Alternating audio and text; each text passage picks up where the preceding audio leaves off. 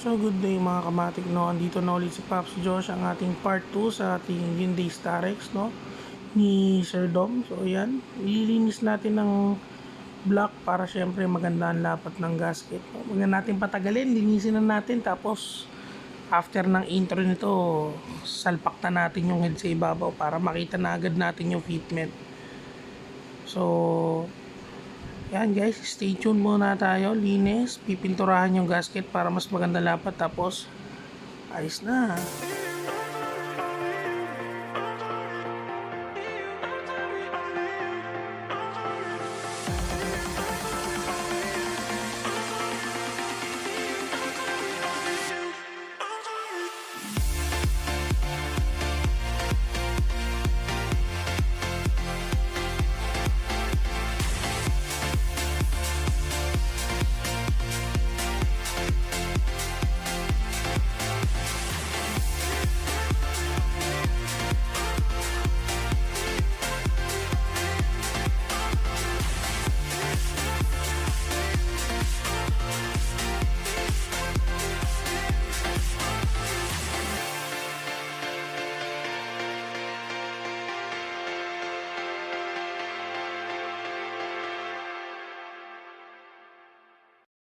At ayan na nga, no, na isang panagad natin. Excited tayo no.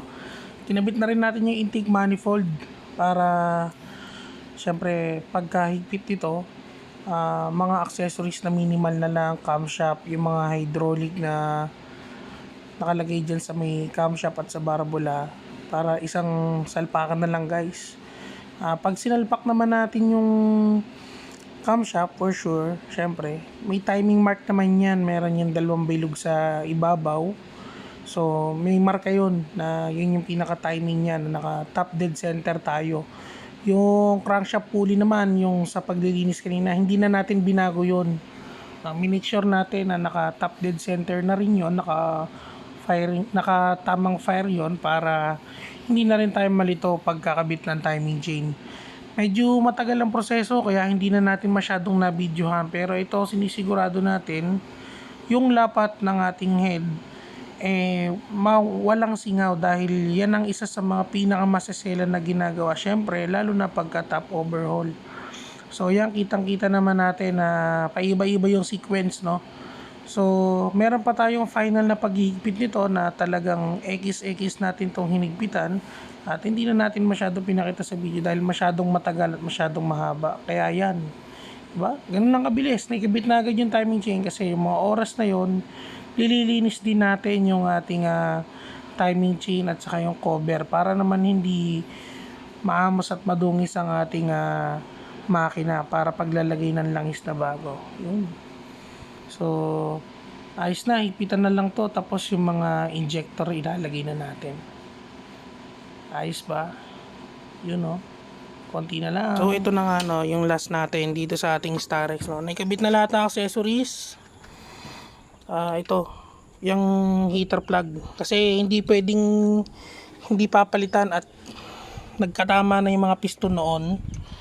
At the same time, syempre safety nest na rin, baka mamaya kasi maputulan pa ng heater plug, magkakaproblema pa tayo niya na panibago pagka naputol yan, di backlas na naman ang head, di ba? Yun yung iniiwasan nating sira. Korean car pero Japan gulo, di ba? Chapsuy nga chapsuy. So, tinatanggal lang yung bracket kasi sumasayad siya dun Tapos moment of truth na. Aandar kaya? Sigurado aandar. Ang tanong, papauntin pa kaya? Siyempre hindi na, di ba, no? Bawal mag-fountain.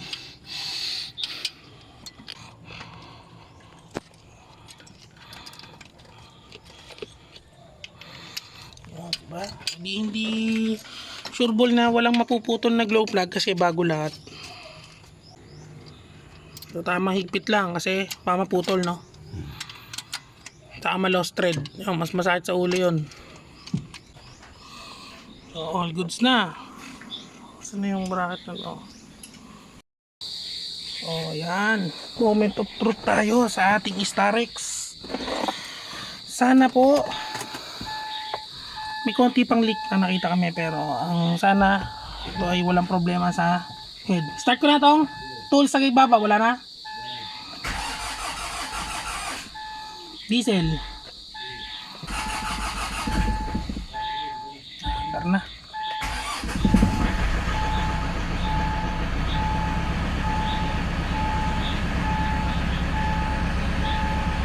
Check mo kung pumapountain.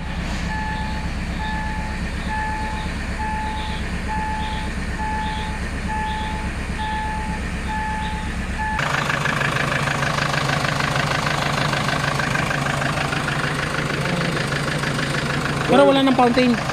Wala, iinit. Patay muna natin. Kasi may konting leak pa. Higpitan lang natin yan. Tatanggal siya. Ayun o. May washer.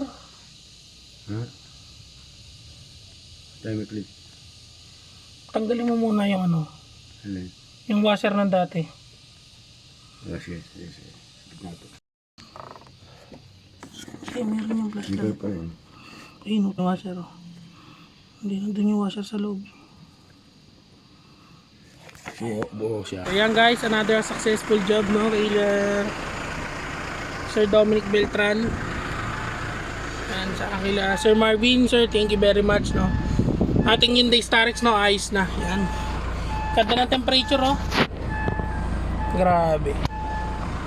So, namalya to nung time na kinabit natin yung ano kasi doble pala yung seat nung kanyang injector. Kaya pala sabi niya nung dati, nung nilagyan niya ng ano, mahirap palapatin yung injector kapag ka ini-install. Yun, ginawa namin isa lang sa yung proper. So ngayon, eto na.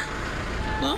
Ang ating ano, yan, huwag nyo nung pansinin yung fuel filter kasi mamaya tatanggalin na natin yan. Pero okay na to.